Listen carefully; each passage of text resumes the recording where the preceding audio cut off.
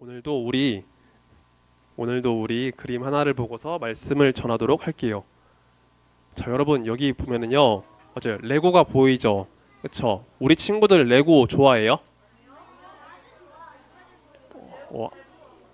어, 생각보다 안 좋아하는 친구들이 좀 있네요. 근데 좋아하는 친구들도 좀 있는 것 같아요.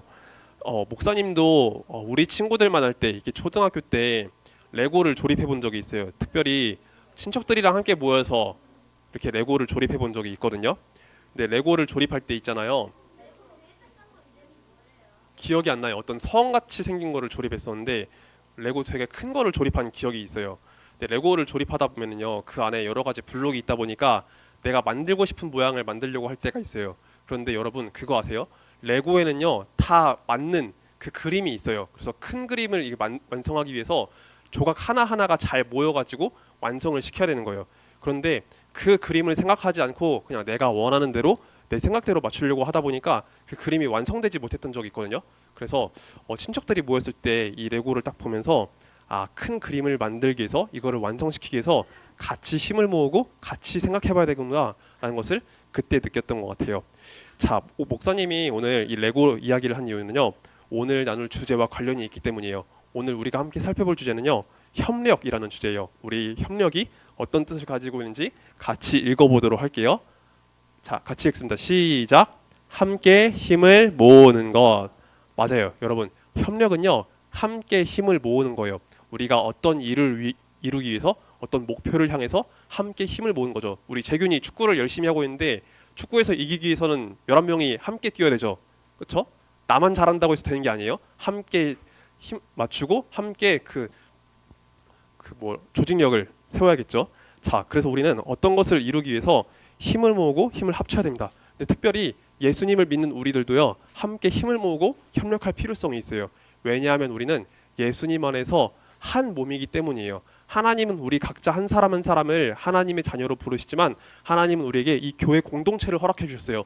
우리를 교회로서 불러주신 거예요. 그래서 우리는 예수 그리스도 안에서 하나 된 이 교회를 이루면서 함께 힘을 모아야 되는 거예요.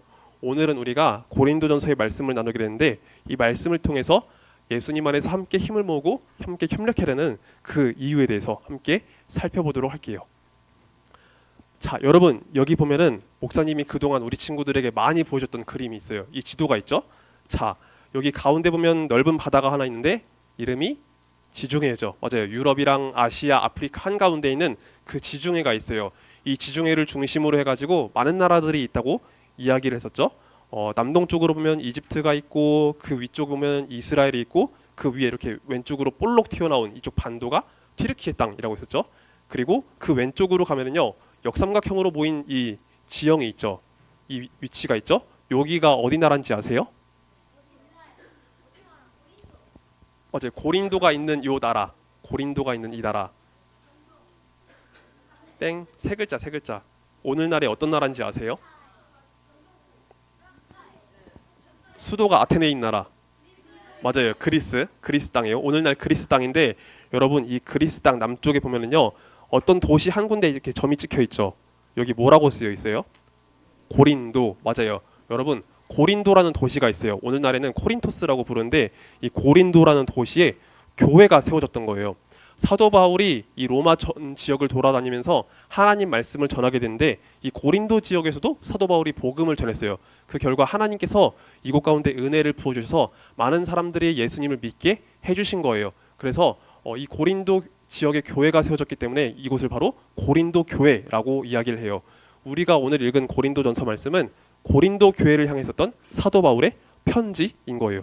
그런데 사도 바울이 이 고린도전서를 쓴 이유는요, 고린도 교회 안에 있었던 여러 가지 문제들을 바로잡기 위해서 이 고린도전서를 쓴 거예요. 고린도 교회 안에는 믿음 안에서 우리가 찾아볼 수 있는 여러 가지 문제들이 있어요. 믿음으로 비춰볼 때 좋지 않은 여러 문제들인데 그 문제를 하나씩 하나씩 고쳐주기 위해서, 믿음 안에서 바로잡기 위해서 바로 고린도전서 말씀을 쓴 거예요. 그러면 오늘 말씀과 관련해서 고린도 교회 안에 어떤 문제가 있었는지 자, 한 가지를 보도록 할게요. 자, 여러분 여기 고린도 교회가 있어요. 고린도 교회 성도님들이 이렇게 모여 있는데 그 위에 이렇게 글씨가 써져 있는 게 보여요? 우리 하나씩 하나씩 한번 읽어볼까요? 자, 왼쪽부터 한번 하나씩 하나씩 계속 다 같이 읽어볼게요. 시작. 바울파, 아볼로파, 게바파, 그리스도파. 자, 이렇게 무슨 파가 나눠진 걸 볼 수 있죠. 네 개의 파가 나눠져 있어요. 맞아요. 분명히 교회라는 이름으로 예수님 안에서 이렇게 함께 모였는데 교회 안에 파가 나눠진 거예요. 근데 그 파 앞에 붙여진 이름이 뭐예요? 자, 어떤 이름이 있죠? 바울, 아볼로, 게바, 그리스도. 자, 이걸 보니까 지금 어떤 사람의 이름을 중심으로 나눠진 걸 보게 돼요. 그리고 마지막에는 심지어 그리스도파까지 있네요. 자, 뭔가 지금 느낌이 되게 이상해요.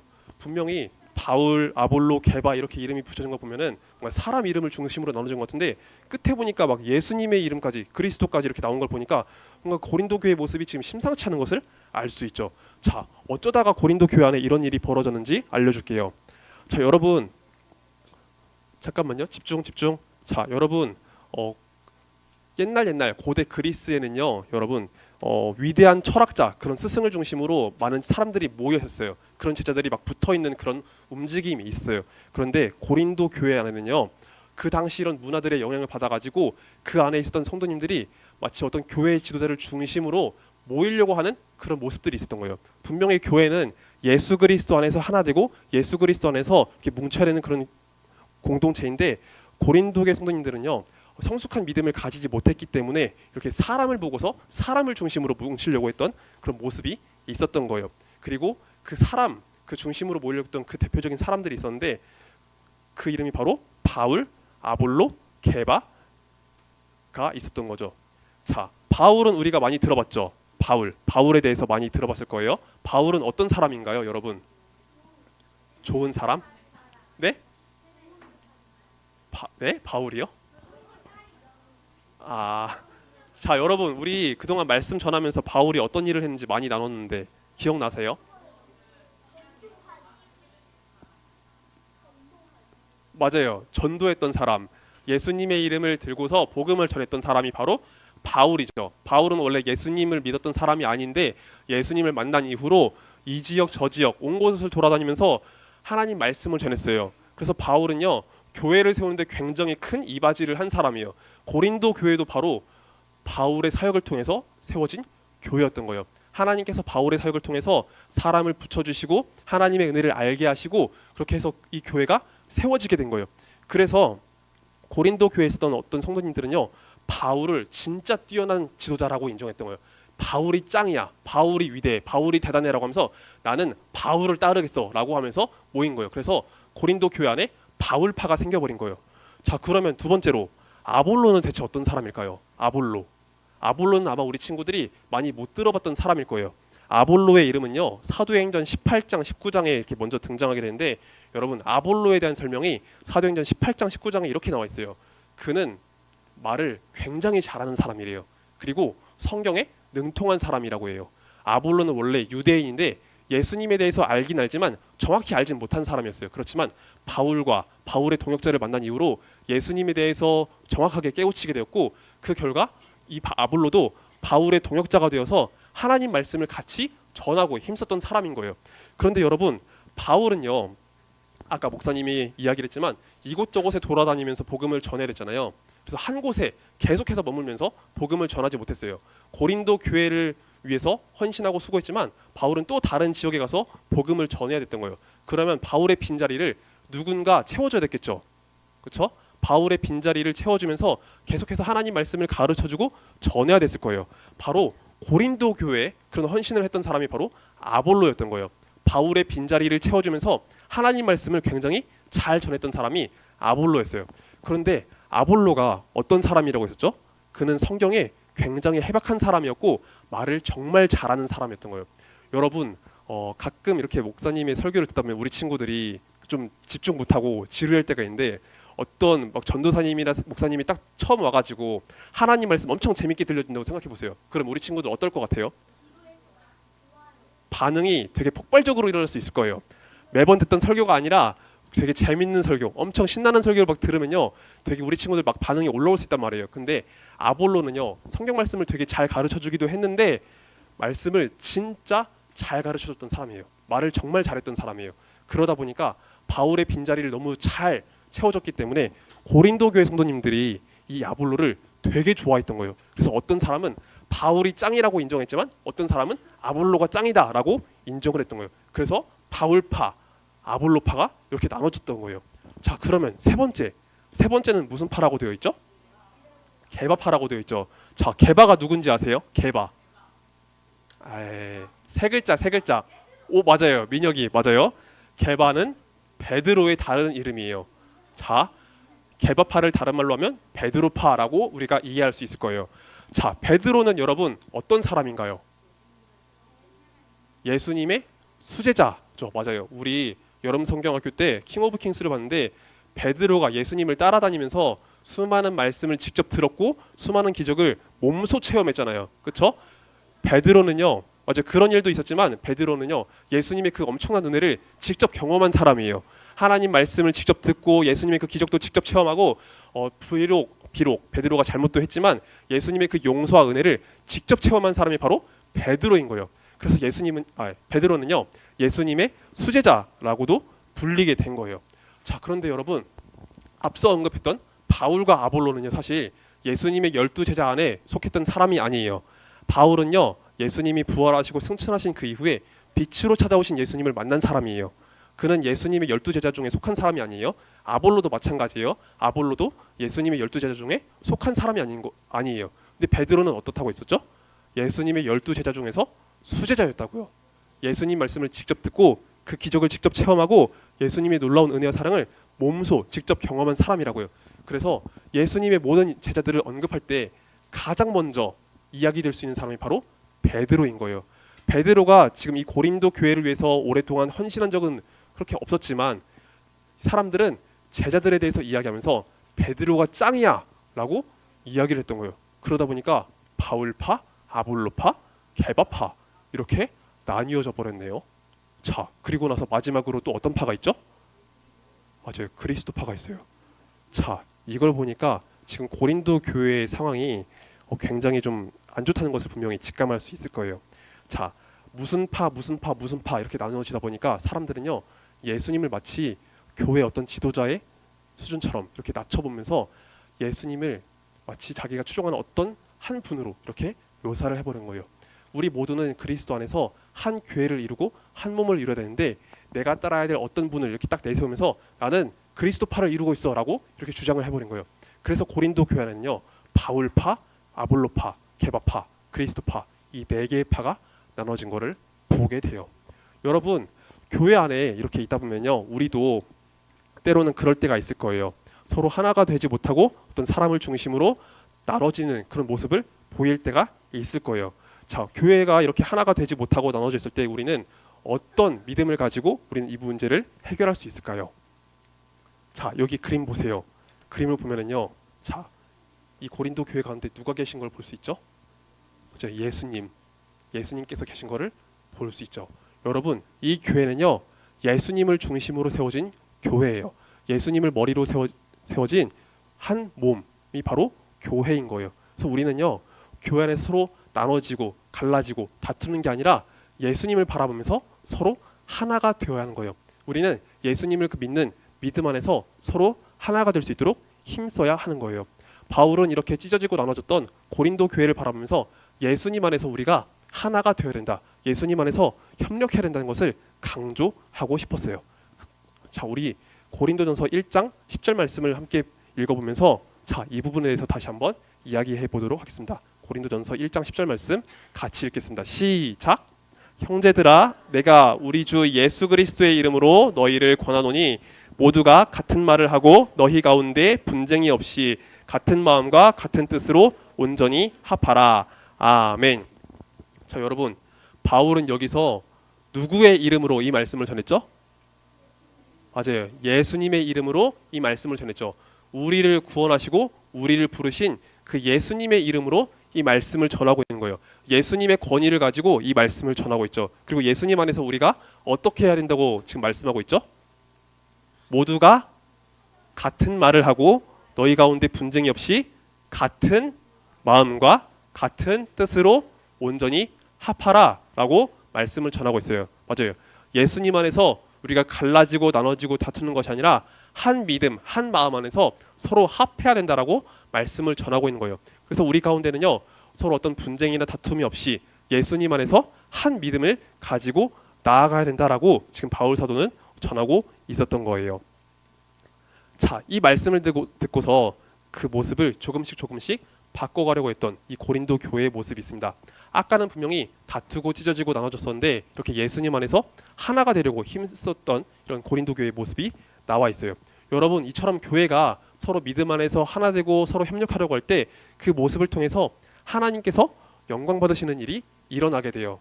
여러분, 교회 안에서 서로 싸우고 다투고 갈라지고 나눠지다 보면요, 그 모습을 보고서 칭찬할 수 있는 사람이 있을까요? 칭찬할 수 있어요? 없을 거예요. 교회가 분명히 서로 예수님 안에서 사랑하고 서로 하나 되기를 힘쓰는데 우리 안에서 서로 갈라지고 다투고 나눠지다 보면요, 그 모습을 가지고 칭찬하고 하나님께 영광 돌릴 수 있는 사람은요, 아무도 없을 거예요. 그러나 교회가 예수님 안에서 한 믿음을 가지고 서로 하나 되기를 힘쓸 때 바로 그 모습을 통해서 하나님께 영광을 돌릴 수 있을 거예요. 그래서 우리는 믿음 안에서 서로가 하나 되도록 서로 힘쓰고 노력해야 합니다. 자, 우리 모두 다 예수님 안에서 하나가 되기 위해서 시편 133편의 말씀은 우리에게 이렇게 전하고 있어요. 자, 우리 함께 말씀을 다시 한번 읽어보도록 할게요. 같이 읽습니다. 시작. 보라, 형제가 동거하여 연합함이 어찌 그리 선하고 아름다운고. 아멘. 자, 여기 형제라는 이 단어가 있는데 이 단어는요, 우리 함께 핏줄을 나누고 있는 친형제, 친자매, 친남매를 말하는 건 아니에요. 예수 그리스도 안에서 같은 믿음을 가지고 있는 형제 자매를 말하는 거예요. 바로 여기 있는 우리 모두 다를 말하고 있는 거죠. 이 형제, 예수님 안에서 믿음의 형제가 된 우리가 함께 거하고 함께 연합할 때 그 모습 자체가 너무나 아름답다라고 말씀을 하고 있어요. 그 모습이 하나님 보시기에 너무나 선하고 아름답대요. 그래서 우리는 이 말씀을 바라보면서 하나님 안에서 한 믿음을 가지고 함께 나아가야 함을 우리가 다시 한번 마음에 새겨볼 수 있을 거예요. 자, 여기 마지막 그림을 보면은요, 여러분, 함께 교회를 세우고 있는 수많은 형제 자매의 모습이 있죠. 그렇죠? 아, 그래요? 자, 알았어요. 자, 어쨌든 여러분 잠깐만요. 여러분, 여기 그림을 보면은요, 함께 교회를 세우고 있는 형제 자매의 모습이 있어요. 예수님을 믿는 믿음 안에서 교회를 이뤄가려고 하는 형제 자매의 모습이 있죠. 근데 여러분, 지금 이 그림 안에는요, 교회 건물을 세우고 있는 모습이 있지만 여러분, 교회의 본질은요, 예수님을 믿는 우리 모두라고 이야기를 했었죠. 그렇죠? 그렇기 때문에 우리 모두는요, 예수님 안에서 서로를 믿음으로 세우기 위해서 함께 힘쓰고 애써야 되는 거예요. 우리가 때로는 서로 간에 있어서 불편하고 어려운 일이 있을 수 있지만 여러분, 그런 불편함과 어려움을요, 예수님 안에서 우리가 함께 해결해 나가면서 함께 서로를 믿음으로 세워가는 우리 모두가 됐으면 좋겠어요. 우리 모두 다 예수님 안에서 서로를 붙들어주고 서로 함께 협력하게 될 때 그 모습을 통해서 하나님이 영광을 받아주실 거예요. 그래서 우리 모든 초등부 친구들, 우리 모두 다 예수님을 바라보면서 서로 주님 안에서 하나 되고 서로 함께 힘을 모으는 우리 친구들이 되기를 예수님의 이름으로 간절히 축복합니다. 아멘. 자, 말씀 맺고 기도드릴게요. 자, 우리 함께 두 손 모아서 기도하겠습니다. 하나님 아버지, 감사드립니다.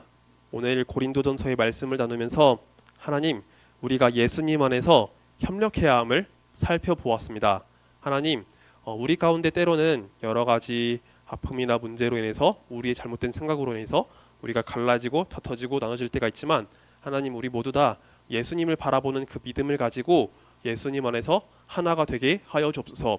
그리고 우리 모두 다 예수님 안에서 힘을 모으고 함께 협력하는 그런 믿음의 자녀들이 되기를 간절히 소망합니다. 그래서 우리의 모습을 통해서 주님께서 기뻐 받으시고 주님께서 영광 받으시는 그 귀한 일이 우리를 통해 나타나도록 주여 우리에게 축복하여 주옵소서. 주님, 감사드립니다. 이 모든 말씀 살아계신 우리 구주 예수 그리스도의 이름으로 간절히 기도하옵나이다. 아멘. 자, 우리 함께 주기도문으로 예배를 마치도록 하겠습니다. 하늘에 계신 우리 아버지여, 이름이 거룩히 여김을 받으시오며 나라가 임하옵시며 뜻이 하늘에서 이룬 것 같이 땅에서도 이루어지이다. 오늘날 우리에게 일용할 양식을 주옵시고 우리가 우리에게 죄 지은 자를 사하여 준 것 같이 우리의 죄를 사하여 주옵시고 우리를 시험에 들게 하지 마옵시고 다만 악에서 구하옵소서. 대개 나라와 권세와 영광이 아버지께 영원히 있사옵나이다. 아멘.